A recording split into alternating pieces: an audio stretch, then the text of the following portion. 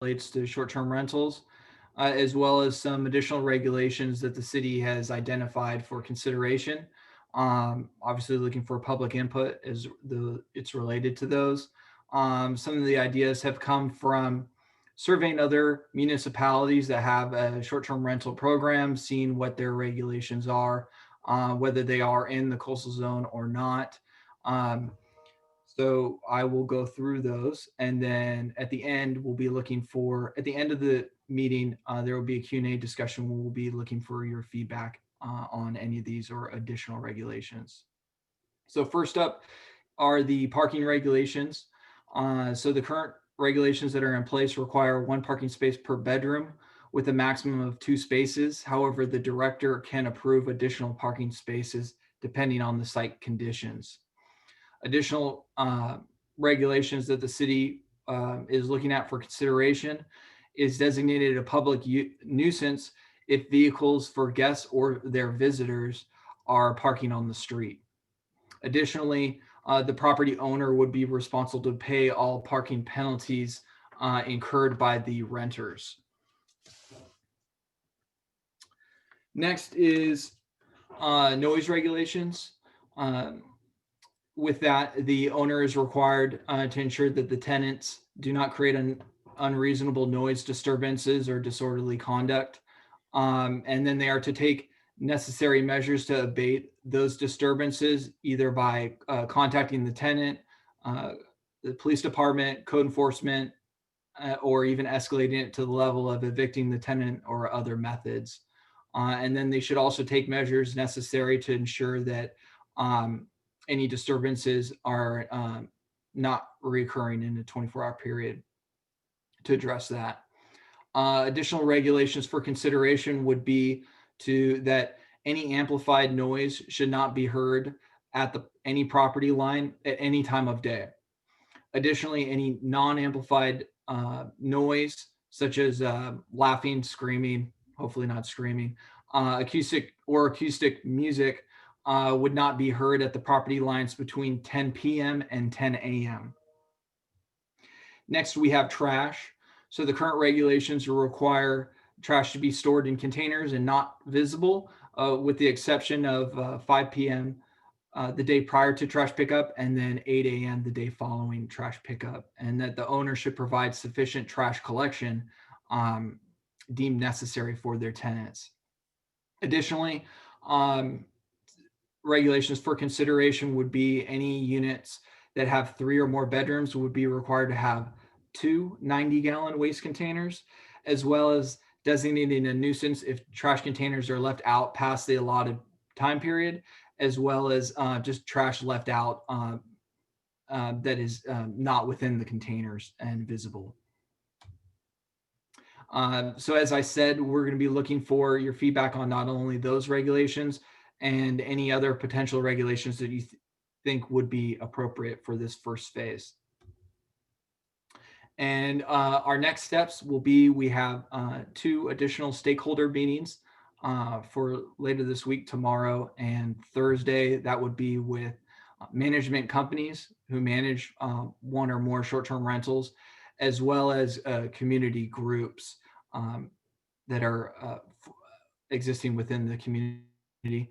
And then next, we'll have a planning commission briefing, which will be on the next planning commission meeting on the 25th of January, which will update the planning commission on the progress of the short-term rental outreach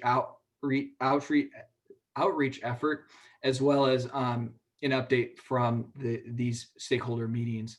And then the first planning commission public workshop will be held on February 22nd of this year, which will be reaching out to all members of the public to get their feedback on this effort. So with that, I will hand it over to Eric. Great, thank you, Jonathan. So I think a lot of information just came out, but we'd love to start to get some feedback from the group about what you just heard, specifically about these increased regulations, as well as other potential areas that weren't discussed relative to beefing up our regulations to address what I imagine would be some of the impacts some of you have felt from your neighbors who haven't been operating in a manner that's, indicative of what we expect in the city. So feel free, anybody, to jump in. Jeff, I can see your hands raised. Can you unmute Jeff, John? There we go. Go ahead, Jeff. Can you hear me? Yeah, we can hear you. Hi, good afternoon. So my name's Jeff Lerner. I live on the road and have been an owner since 1995. I now currently live on Beach Road permanently, and I was privileged enough to be appointed the liaison officer between Beach Road and the city in regard to STRs.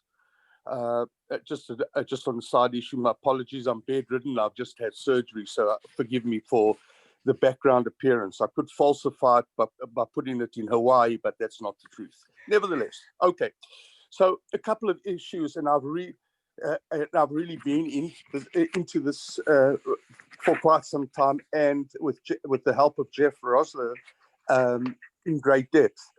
A couple of points. Number one, last year, as it is now last year, was really not indicative of what's happened on our road, on Beach Road. And I'm sure what I'm saying is applicable across the board to other STRs in our city area. But last year, because of COVID, there was a clear decline in problems and also occupants, lease occupants. So some of my items are really addressed to the year before and when it's been in full swing, as it were. So a couple of issues. One is I had found, and it had been brought to my attention, that a number of homes had suddenly demarcated and divisioned their own the interiors to make them as bedrooms. So in other words, a kitchen became a bedroom in some instance. A dining room became two separate rooms by putting in a partition, and with that there were obviously the consequences. Consequence one was they were legitimately then they were legitimately arguing that, well, we've got so many bedrooms, therefore we are entitled to so many occupants. One of the provisions of the regulation is that there's only so many people per home, and this is a way that they found it simple to exceed that limit. And in the Airbnb and in other similar sites, they were advertising for 12 people, whereas bedrooms were only, there was, I believe, and I haven't looked at it for a while, I apologize, I believe that for every bedroom there's two people plus one. So if a one bedroom would be allowed three tenants, a two bedroom 5, a 3 bedroom 7, and so on. So double the amount of bedrooms plus one. So by fictitiously creating additional bedrooms, they were saying they were complying. That's the first thing. The second point is that there's an obligation that under the regulation that the permit must actually be reflected on the advertisement. The requirement for that can be multifold, in the sense that there's a way to determine then quite properly by the city how many bedrooms that particular residence has. So if in fact the permit that was allocated shows only 3 bedrooms, a unit that advertises for 12 people is by itself in and of itself a transgression. But so there's an easy way of rectifying that aspect of it, as it were, by pure juxtaposing the one against the other. The second is the additional parking. I do understand too that the parking is limited and regulated by as one for 1 bedroom, 2 for 2 or more bedrooms parking spots, but that a third can be with the director's permission allocated. What it does avoid, though, and is short-sighted, is the fact that it doesn't take into account what the road or what the location needs. So there ought to be before the director approves an additional parking, that the local board or the association or the people involved ought to also be able to have a say in it, so as to see where exactly, for example, a house where there is open space but that space is used for other reasons or whatever, that wouldn't be as accommodating as a house that doesn't have the outside use where garbage trucks will park or what have you. So an additional criteria being to run it by, as it were, the local authority, the local homeowners, to determine that. The another section is the question of party goers and parties and no weddings and what have you. One of the provisions of the sections makes it unclear in no uncertain terms that there can be no parties, can be no weddings, can be no alcohol, and it actually says no alcohol. Now, what does that really mean? Well, it's if indeed the enforcers or the code enforcers say, well, if a person's sipping a glass of wine, that's what. No, unfortunately, the law doesn't give that officer or whoever it is the discretion.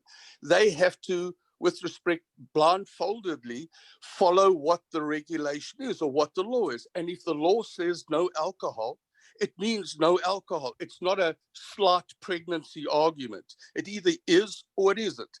And clearly, the regulation makes provision for that, no alcohol. And therein comes, of course, many of the other problems. The weekend warriors, as we call it, they come in for a weekend, party hard, and aren't really concerned about the consequences because they're never going to be back again or whatever. So what the hell?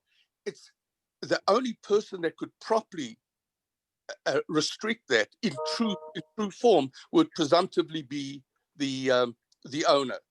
And then the final comment I would want to make is this: some of the homes are two, and I don't know if there's a four, but a twoplex and then there's a threeplex and a fourplex.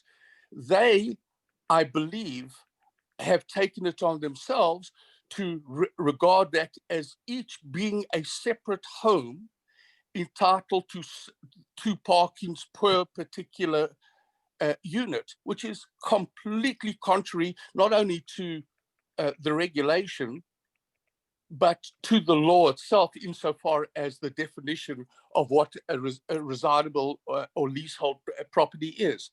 So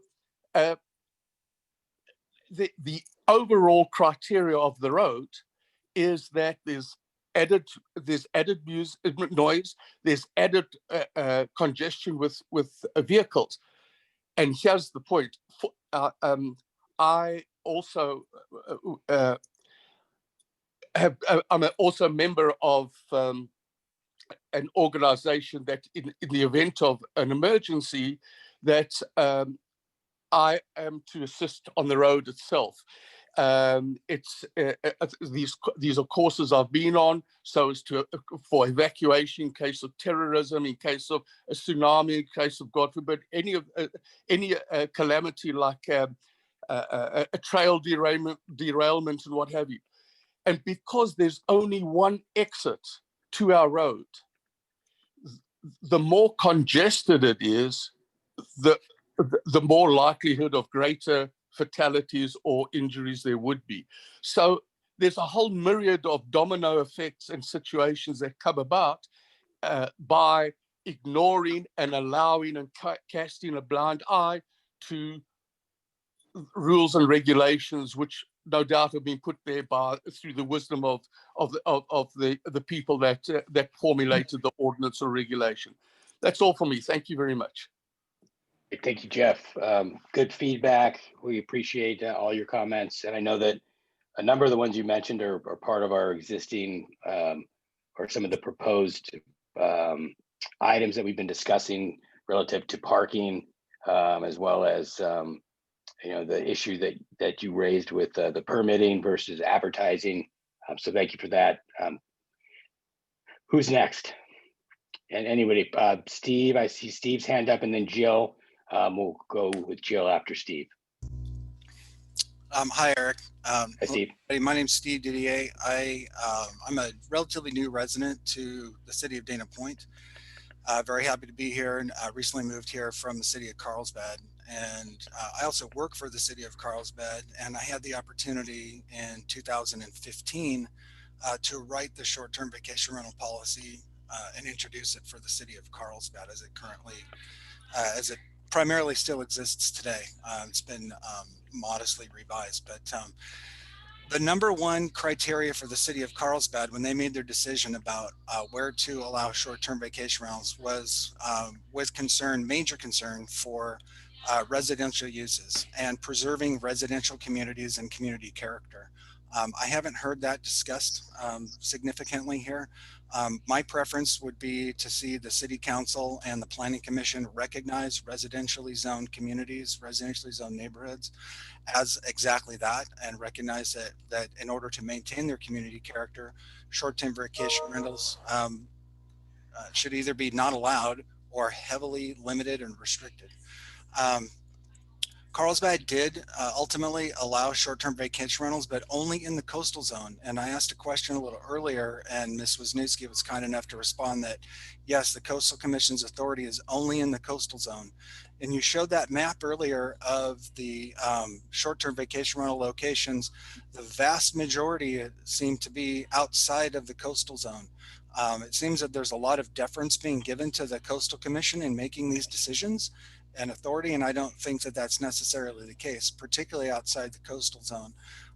If the short-term rentals are ultimately allowed outside the coastal zone, that decision solely rests with the city council. Again, my preference would be for council to recognize residential areas for what they are, as residential areas, and support those community character by limiting them.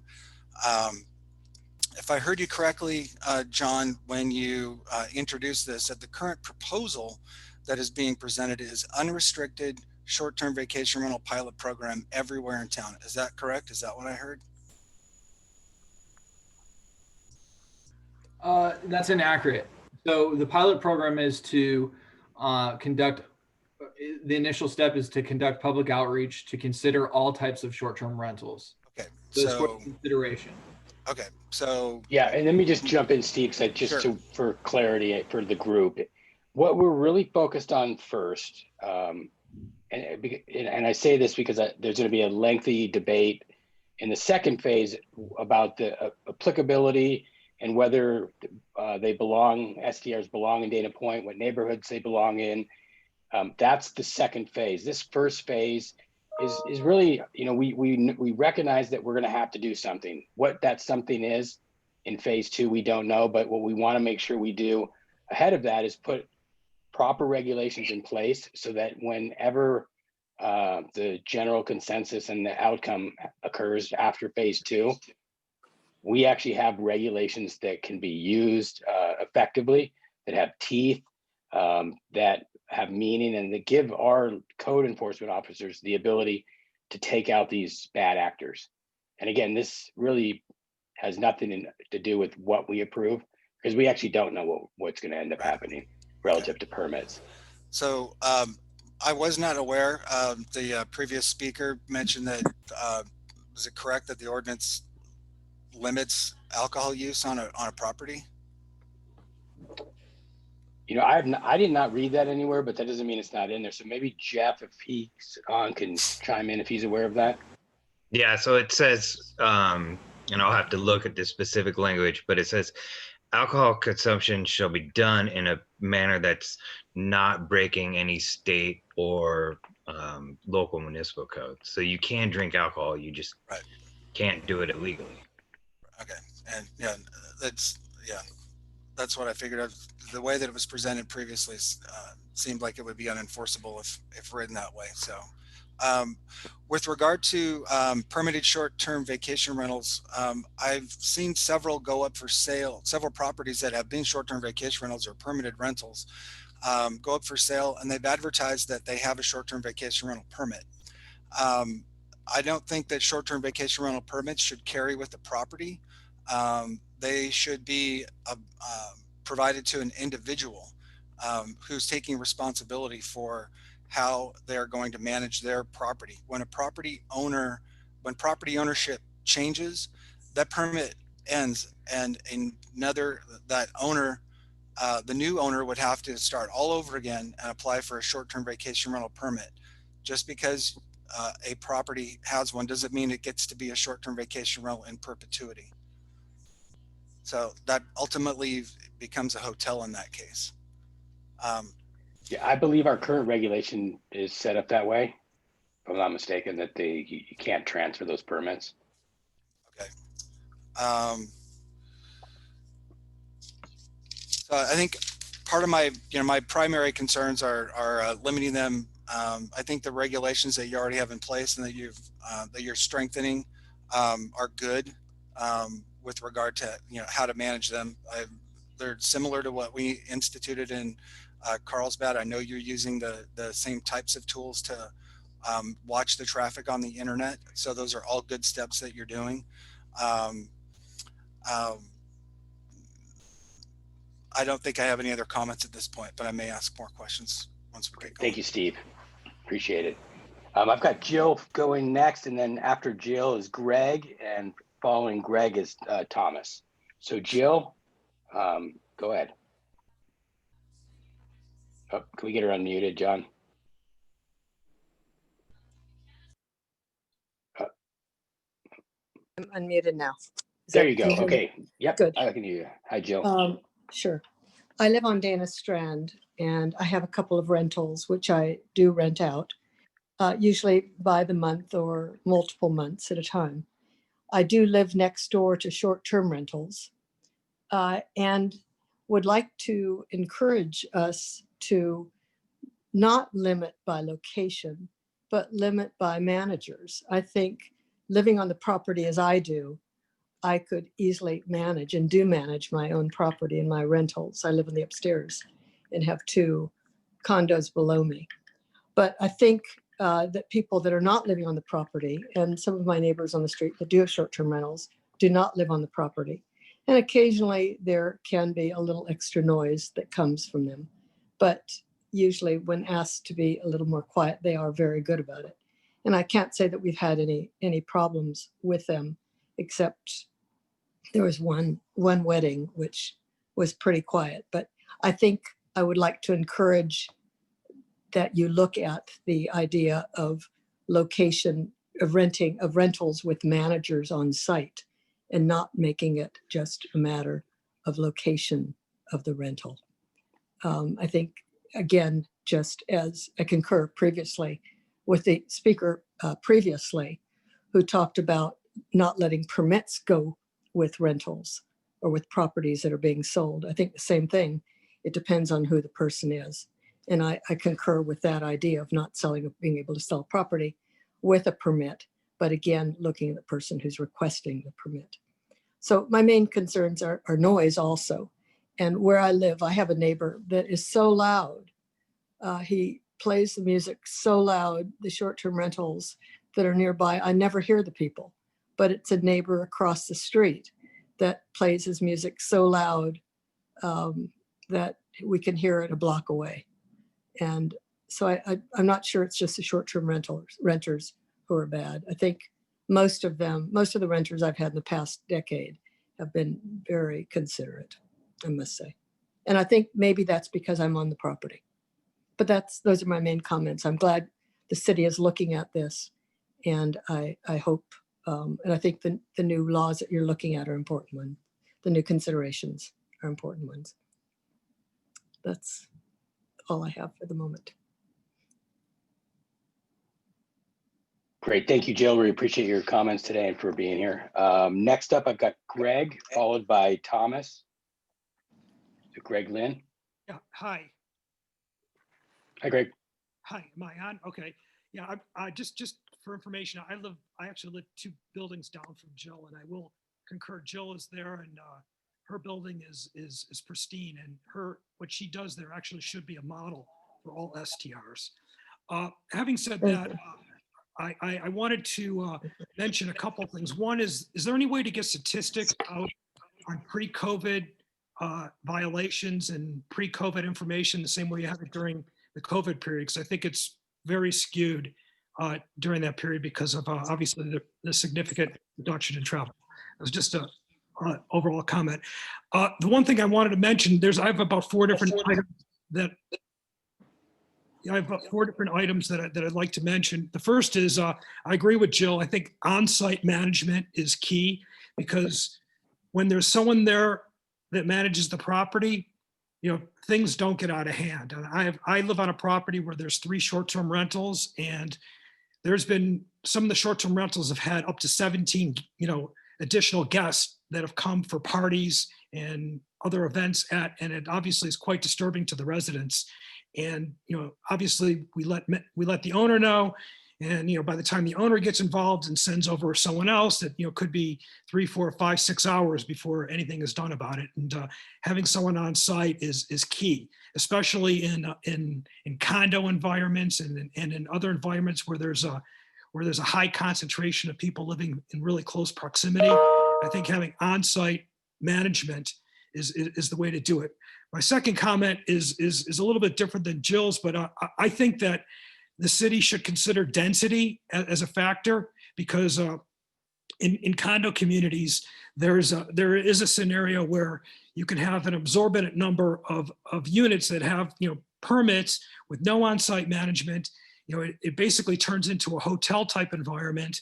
And if there was some sort of density rule, like, for example, I've lived in condo communities where they limited just regular rental properties to 10 or 15% of the total number of units. And that way you're able to kind of control the transient nature of the community. Just an idea, something to look at in terms of maybe some form of density. But I will tell you that an exception would be the Jill model where she's on site. I can tell you, I live 2 buildings down from her, and there's never a peep out of her building.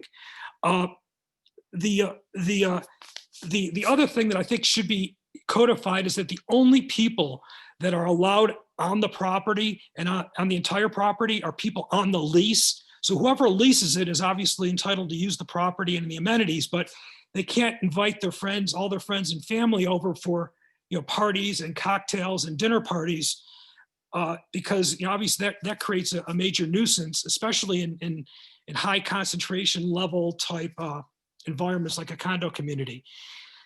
My fourth comment is right now we have like 1 code enforcement officer, and it's pretty much a 9 to 5 type job. And for lack of a better term, most of the violations happen not during the hours that this person's on duty. And so you might file a complaint and you'll hear back from him or her the next day.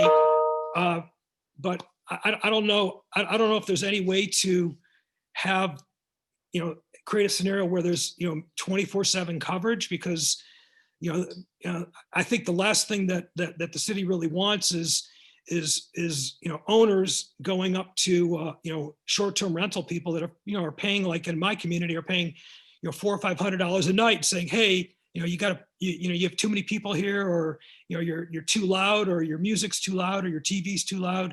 You really want to have kind of a third person or the men in green doing that type of thing, as opposed to residents addressing problems. So I don't know if there's any way that we could have 24/7 code enforcement. If the city's going to go along and allow short-term rentals, I think they should make the effort to have 24/7 code enforcement, so homeowners have somewhere to go where they can get immediate relief, as opposed to having to wait a day or two.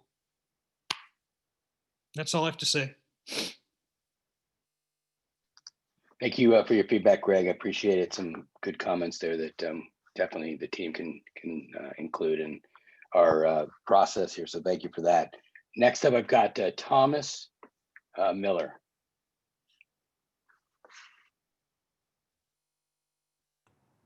Okay, I'm unmuted. Can you hear me okay? Yeah, yep. We can. Okay. Okay, my situation is a little different. I live in Gale Beach Terrace condominiums. Our CCNRs do not allow short-term rentals. However, at various times, and probably now, we've had 20 to 25% of our 368 units being rented out as short-term rentals. When the owners went down to get permits, they were told properly that they could not get a permit because our association doesn't allow that. However, they continued doing that. And we worked with our enforcement officer to try to alleviate that problem. But the situation with the city is they don't get a fee for the permit. They don't get any TOT for the occupancy. The owner does not have to abide by any of the short-term rental requirements. They don't have to have fire extinguishers or any of the other regulations that are required. And they continue to do it.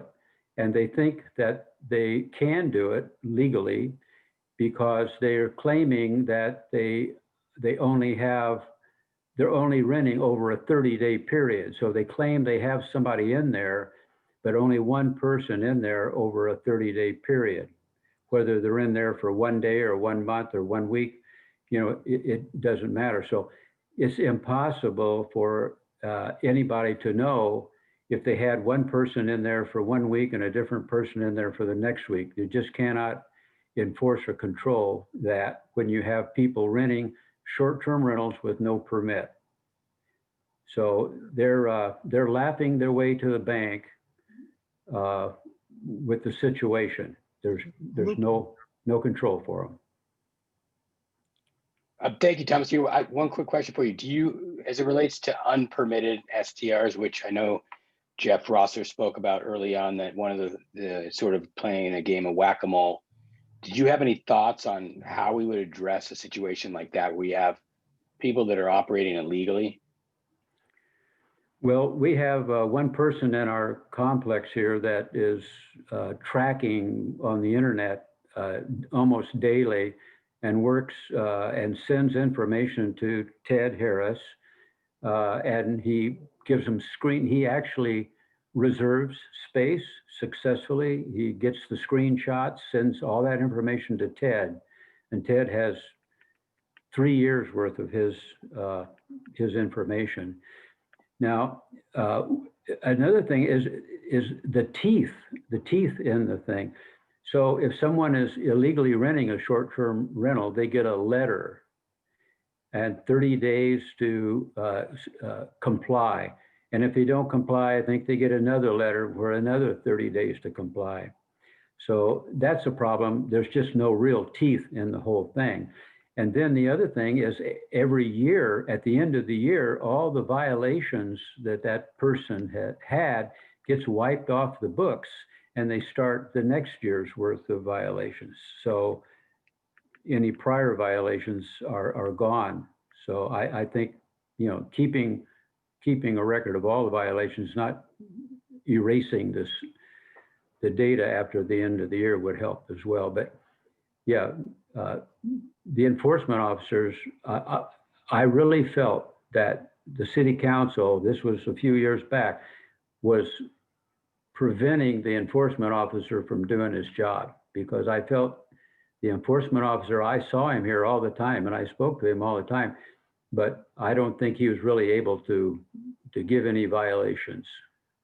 And as a matter of fact, the person that I mentioned that tracks these violations carefully, at one time asked the city for information as to how many violations and what the fines were in Nagel Beach Terrace here, and it was 0. No fines or no violations at all other than letters.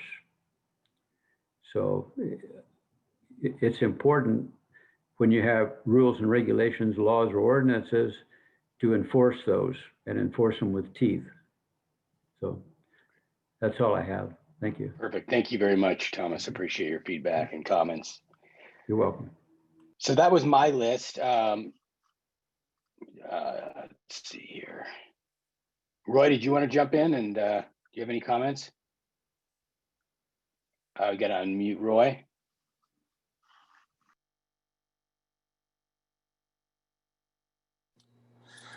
Mr. Nelson, if I may, this is Jeff Lone again. I just wanted to correct a misnomer, if I may. The regulation, specifically at paragraph 17 of the regulating ordinance says, and if I may, the owner shall ensure that the occupants of the short-term rental do not create unreasonable noise or disturbances, engage in disorderly conduct, or violate provisions of the municipal code or any state law pertaining to noise, disorderly conduct, overcrowding, the consumption of alcohol, or the use of illegal drugs. The way it's written, while it may tend to be ambiguous, it certainly precludes the use of the consumption of alcohol, because those words are tied in with the use of illegal drugs. So on a strict reading of this ordinance, there is that prohibition. That's all. Yeah, Eric. Thanks, Jeff. I appreciate that. You know, I'm not a lawyer, and certainly that's a matter that we should include in our notes and have the city attorney look at that. We certainly don't want unclear rules out there. Roy, sorry about that. That's all right. Thomas Miller mentioned there's a significant number of violations in Niguel Beach Terrace, and isn't that an HOA? And if it is, aren't there HOA rules and enforcement mechanisms within the HOA? Yes, it is an HOA, and our CCNRs do not allow short-term rentals. In the beginning, when we had like 20-25% short-term rentals, the short-term rental owners took over the board, and they would not enforce any of the laws. So that's not the case any longer, but the board chooses not to do any enforcement on their own. They're looking at the city doing the enforcement. So I understand your question, but that is the case. Well, my only point was that the HOAs, there's two HOAs that allow short-term rentals and have a significant number. And there are some HOAs that do not allow them, and some spend a lot of time enforcing that. And they're not looking to the city to enforce the CCNRs, but looking to the residents and the management of the HOAs. Right. I think the way the association looks at it apparently is that they're not looking for the city to enforce our CCNRs. They're looking at the city to enforce the short-term rental ordinance, which is a short-term rental owner must have a permit, and nobody in Niguel Beach Terrace does have a permit. So, there's two ways of looking at it. I understand both ways. Okay. Thank you, Thomas. You're Appreciate welcome. I see Mark raising his hand. Mark, go ahead. You gonna unmute yourself? There you go. Yeah, hi. Thanks for including me on this. I have a couple of questions. So there is a existing ordinance that limits short-term rentals presently to 30 days. Is that correct? Correct. Okay. Under 30 days, you have to have a permit. A permit, okay. And they have approximately 142 of those. Right. No additional permits have been issued. So my question is, why the rush to now open up for additional permits? What the reason for that is? And then secondly, the TOT from the hotels in our city is the #1 source of revenue for the city. In fact, this year there's been a huge deficit in tax collection due to COVID, because of the occupancy of the hotels has been quite low. So has anyone studied the economic impact to our tax base, either negatively or positively, based on the effect of short-term rentals? And secondly, what mechanism will be in place to collect the TOT I noticed that you had a slide that showed that there would be need to collect the TOT, but what physical group will be doing that, and what's the penalty for violation? Because that to me could negatively impact the taxes that are now being collected from the hotels if there's other options within the city to rent from. And those are just two main questions I have about the whole program. Great. Thanks, Mark. Well, first, let me just clarify. At least my perception and my experience so far is we are not in a rush. We are taking as much time as we need. But we do have a mandate, and that mandate comes directly from the Coastal Commission that we have some access to what they determine to be affordable lodging opportunities. And if we don't do this, then they do it. And so we don't want them telling us what to do. And local control is really an important element of city government, in my opinion. And I doubt anybody would disagree with that it's better to be managed locally than regionally or even at a state level. So we know we have to do something. We don't know what that something actually is going to be. And that's the process that we're in right now. There's been no determination whether we increase, decrease, or what types of permits are ultimately approved.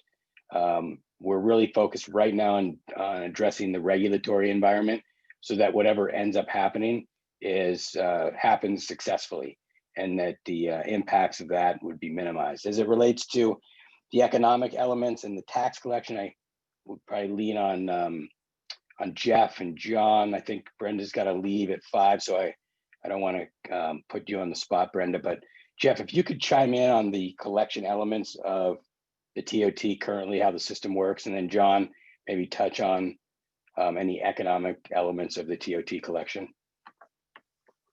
Sure. So currently everything's collected in-house through city staff. So TOT is collected quarterly, and that TOT is done by or accounted for by our accounting team with the help of our management analysts in community development.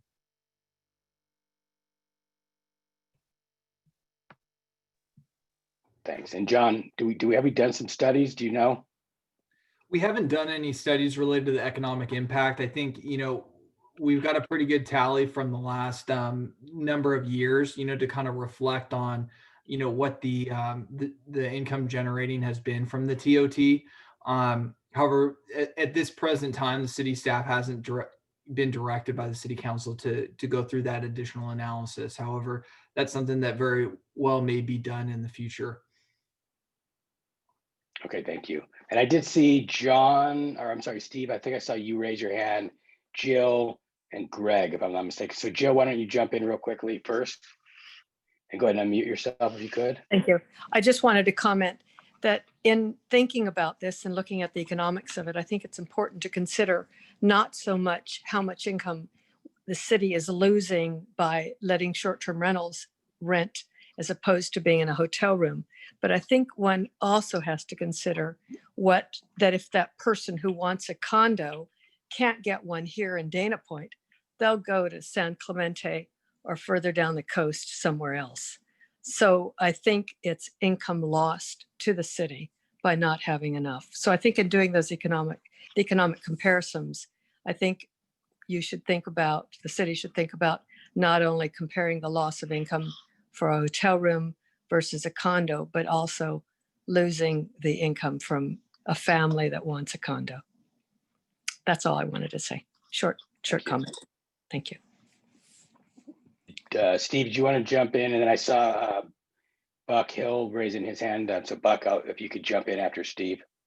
Sure. Just wanted to follow up on Mr. Miller's comment, and just in point of comparison, in the city of Carlsbad, the code enforcement department chose to enforce uniformly throughout the city.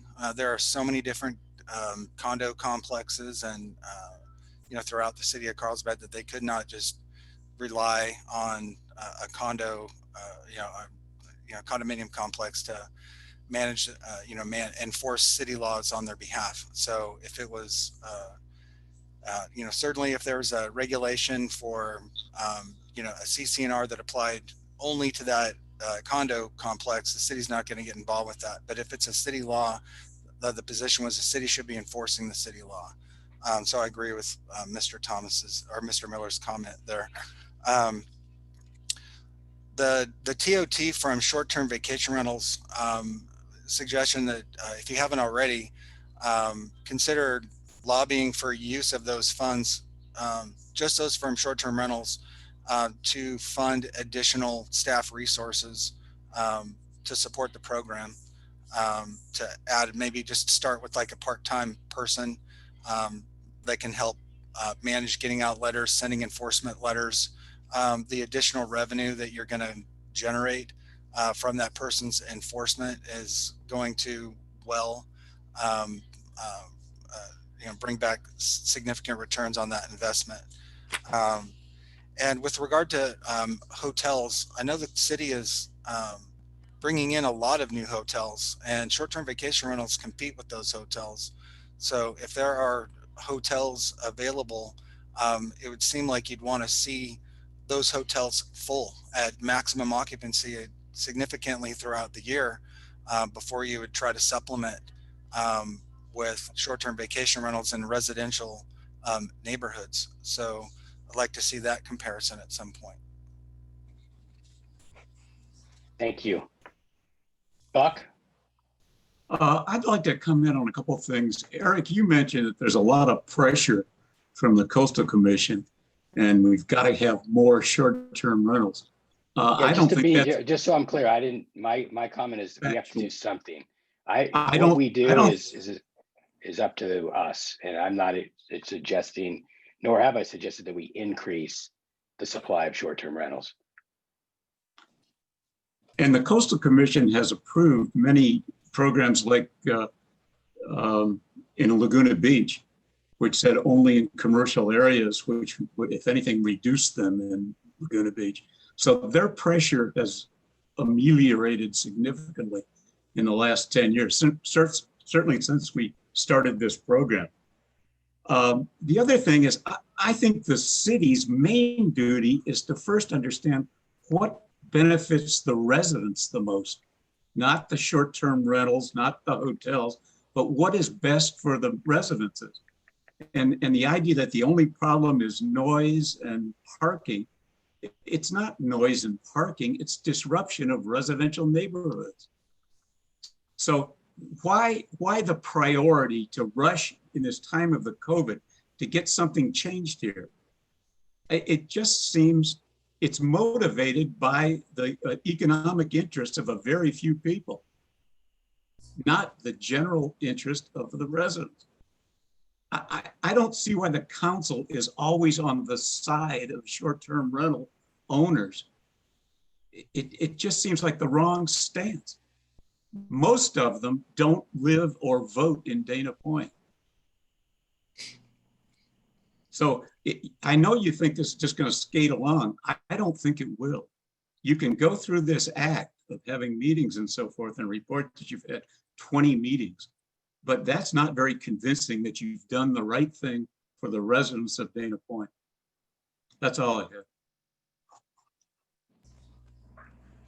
Anybody want to jump in?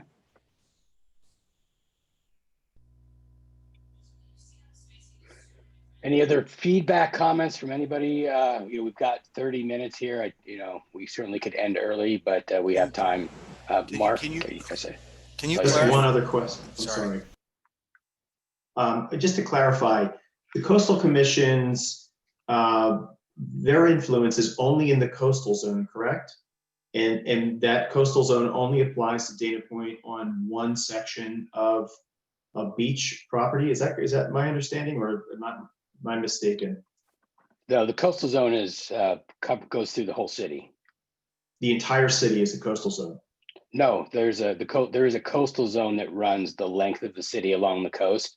It is not the entire city. If you jump online and look at the map that shows where the STRs, it also shows the location of the coastal zone in reference to those STRs. So the California Coastal Commission's influence would only apply to those residences in the coastal zone, though. Is that an accurate statement? Yes, generally speaking, that is an accurate Okay. statement. Okay. Great. And I think somebody was calling in, had a question or a comment. I didn't see who that was. I think that was me. I was going to jump in and just comment that you know, Mr. Hill's standpoint was similar to what I was commenting about in Carlsbad, where the city council was on record as commenting that if they didn't have to consider the coastal zone at all, they would have banned them outright in the city of Carlsbad on behalf of the residents. But I know that you mentioned at the outset of the meeting here that that's the second phase of determining, you know, where to allow them, or, you know, even if to continue allowing them. So I got the impression that the intent of this meeting is primarily to develop your first phase recommendations for modifying the existing ordinance to strengthen it. Should they be, you know, allowed to continue regardless. But my question is on that second phase. Can you say again when that second phase will start? And also, John, you had a copy of that coastal zone map that showed where the current rentals are inside and outside the coastal zone overlay. Can you email a copy of that to everybody in this meeting? Eric, if I might just respond to that quickly. So Yeah, that's on please. the city's short-term rental website page. So you can go to it. The link for to that page is on the initial invitation email at the bottom as a link. Okay. So I encourage you all to go there. We've revamped the page. There's actually, I think, a total of 5 pages associated with short-term rentals and some additional information. So we encourage you all to take a look at that. And you know, as a beginning part of this this process in our informational rollout. Thanks, John. And Jill, I see that your hand's raised, but I've got Greg's hand's been raised too. So Greg, I'm gonna let you jump on, and then Jill, you can follow Greg. Thank you. Greg, you need to unmute. Oops. Can you hear me now? Yeah, we got you. Perfect. Okay, great. The one, just 2 quick comments. One is, has the city thought about developing some sort of linkage in terms of tax collection between the online No. booking sites and Johnny, no. tax collection? Because, you know, to me, that seems that in today's day of technology, you should be able to compare them, because I know that it's probably overwhelming without technology for the city person to do that, you know, on a one-off basis with 143 different rental properties. That's number one. And number two, I just wanted to reiterate that, you know, I think, you know, I kind of see the tea leaves from the city. Maybe I'm misreading this, but I agree with what I think it was Mr. Miller was saying, that, you know, this is like a done deal and we're kind of just, you know, papering over it now with these community meetings and things like that. I would like everyone to really consider, you know, the Jill model, the on-site management model, because I live 2 doors down and it really works compared to what I live with in my community and some of the building in between Jill's and mine. And I can tell you that it's a completely different scenario with hers. And I do commend her. I know her from walking her dog and stuff like that. But anyway, I would like the city to highly consider the on-site management model as an exception for short-term rentals, because it does work. Thank you. Great. Thanks, Greg. And I think, and Jeff's on if I explain this, but I believe that the technology is in place where we do have tracking that tracks the stays, which then allows for the collection of the TOT. And that's how we violate those people who don't provide the payments, because we're able to track it currently. No, Jeff? Not currently, no. Okay. We do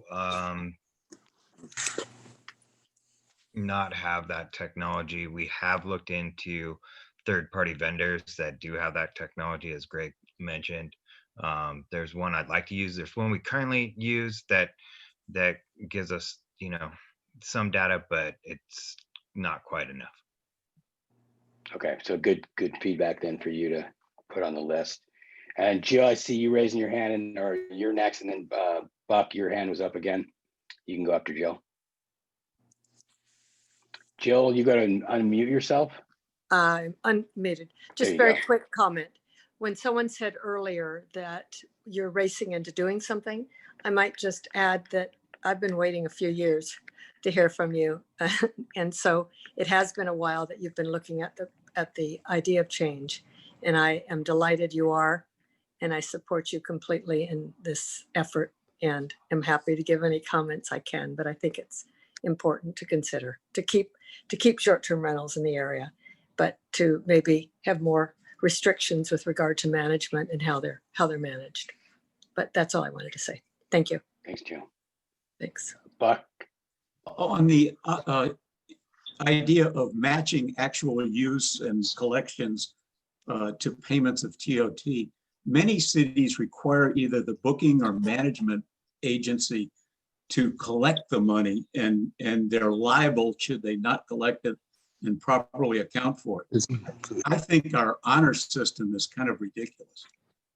I can't imagine any of them, particularly the Beach Road ones, at thousands of dollars per stay, reporting their full income.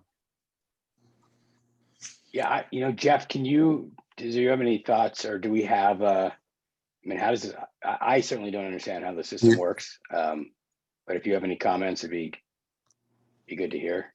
Yeah, it is certainly on the honor system. I think the folks down on Beach Road, a lot of them use management companies, and they're a little more savvy than just, making up numbers.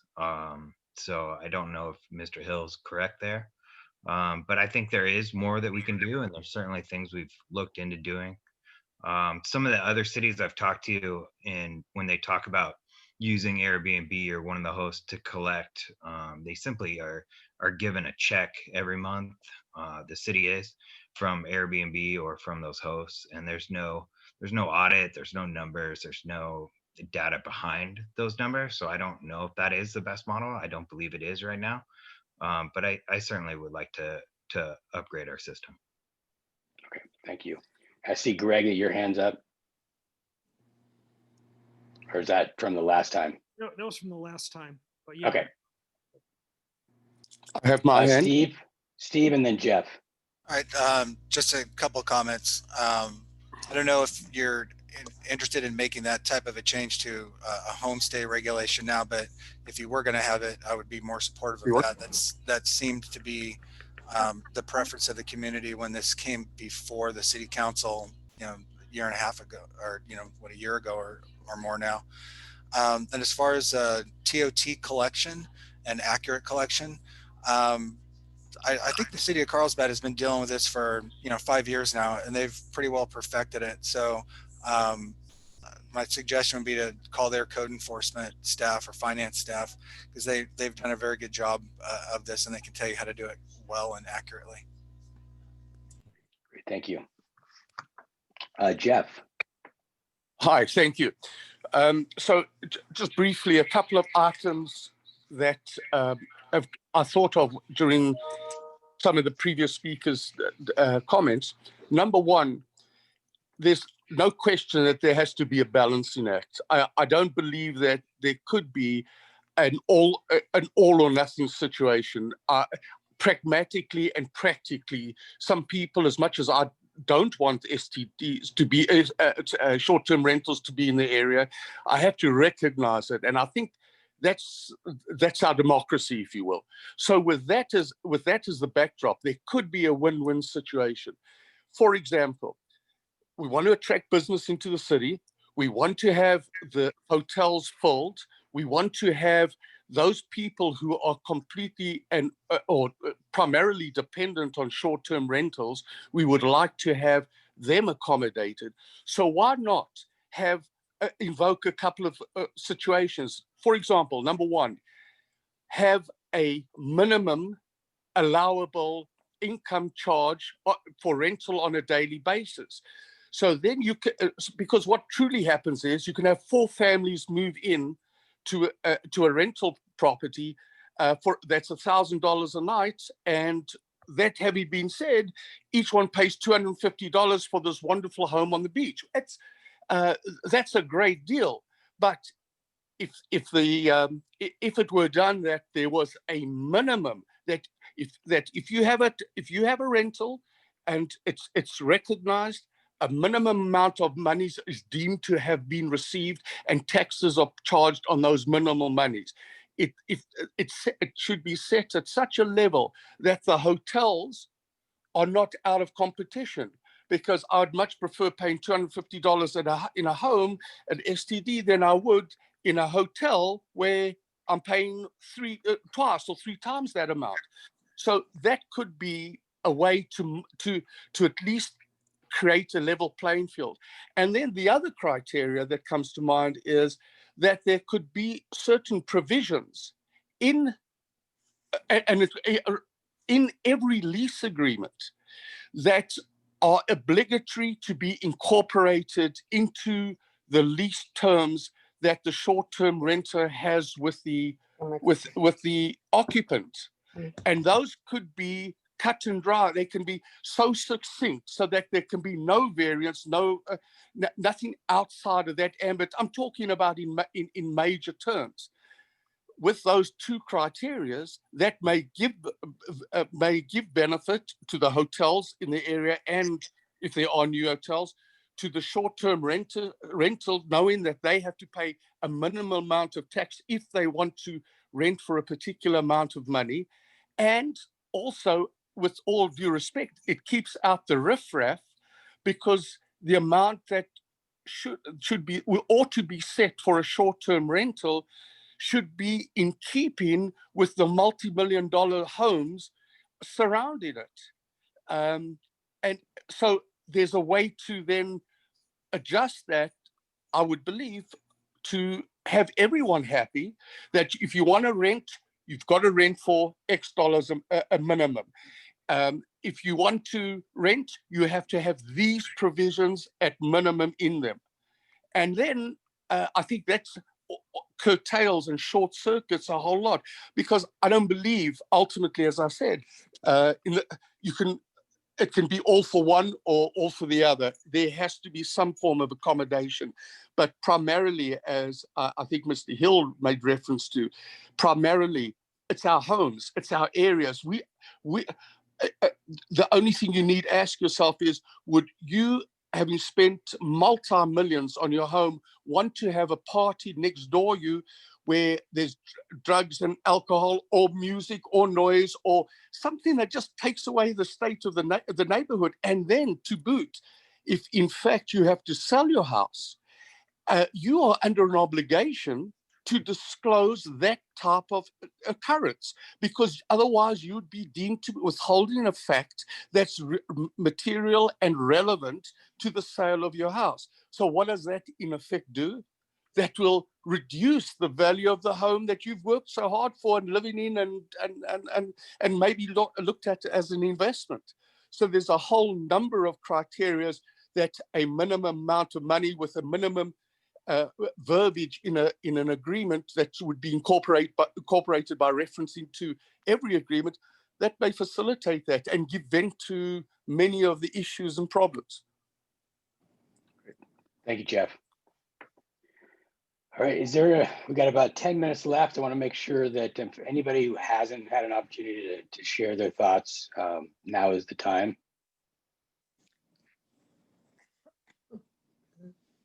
I don't see anybody raising their hand, or feel free to just unmute yourself and blurt out what you want to say if that helps. I know this is phase 2 comment, but while I have the opportunity, I've heard comments about possibly looking at the Laguna Beach model. I know that came up a little while ago. Mr. Hill mentioned it, in considering commercial zones, allowing STRs in commercial zones. That raised the question or concern of changing zoning, then changing residential zoning in locations, particularly around the heart of the downtown area. That would be a very tricky thing to do. Probably one of my biggest concerns is if you start, converting converting residential areas into commercial areas, will some of those multifamily complexes, particularly those between like Pacific Coast Highway and La Cresta, will those property owners develop into short-term vacation rentals? They could. I mean, there's a lot of them. I think that's a concern because the people who live in those homes now in that multifamily complex are those people who support the hospitality industry as it currently exists in Dana Point, and serve as our waiters and waitresses and hotel clerks in the places that already exist here in Dana Point. So I'd be very concerned with losing multifamily housing for that purpose in residential areas. Thank you. Hi, John, can you hear me? We can hear you, Wendy. Oh, good. I agree with the last speaker because I live next door to 3 short-term rentals, and each of them is 2-day stay and quite often 1-day stays. And when I moved here 6 years ago, I thought I was moving into a residential area. It is no longer for residents. 3 families were asked to move out, and those 3 residences were turned into short-term rentals. And it's a hotel. It's basically run like a hotel. So if the city decides that they eventually want to turn the whole city into something like this, they should come and talk to me because they don't want it. So that's all I want to say. Great. Wendy, can you just tell us where do you live? I live on Calle Verano and Calle Hermoso. Okay, great. In Thank that you. area. And I think that map that you have doesn't really identify the 3 of them next to me, but I'm not sure. Perfect. Thank you. I think we'll maybe have to open up a code enforcement case then if they're not operating with permits. Oh, they are operating. They got grandfathered in. They are legal. Yep, they're legal. Great. But the sober living on the other side of my house with 14 beds, that finally closed down. Thank goodness. I was not living in a residential neighborhood at all. So. Well, thank you very much, Wendy, and thank you everybody else for your time today. As John stated early on, we have our next meeting is on the 22nd. It's both in person as well as online. So you pick your pleasure, but we welcome you all to come out for that meeting. And then obviously we'll continue to keep you informed. And I assume you'll be invited to the second phase, which we had a lot of discussion today about what's appropriate for the city. John, is this same group part of that mailing list of stakeholders? Yeah, so this group will be involved with phase 2 as well. Okay, great.